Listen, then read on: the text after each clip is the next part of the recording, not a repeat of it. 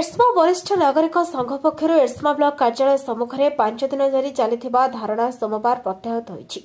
सूचनाजोग्य एर्समा मुख्य बजार ठारू सिहाग्राम और एर्समा बालिका उच्च विद्यालय ठारू काणीपदा ग्राम्योन्नयन विभाग रास्ता अति शोचनीय हो पड़ी। ए मुख्य रास्तार शोचनीय अवस्था जो गत वर्षा ऋतु में जनसाधारण एर्समा मुख्यालय को यातायात पाई नाई नथिबा अवस्था सम्मुखीन होती।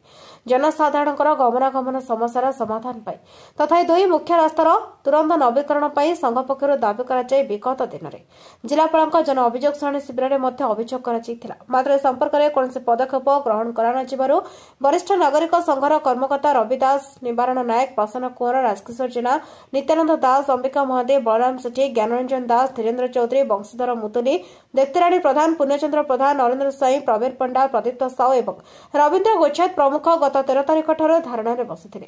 तेज आज एर्समा वीडियो दशरथ जेना, थानाधिकारी प्रेमजित दास और विभागीय अधिकारी धारणा स्थल में पहुंची खूब शीघ्र संपर्कित पदक्षेप ग्रहण कर प्रतिश्रुति पर धारणा प्रत्याहत होती। एर्समा तन्मय कुमार सेठी रिपोर्ट, नायावती टीवी।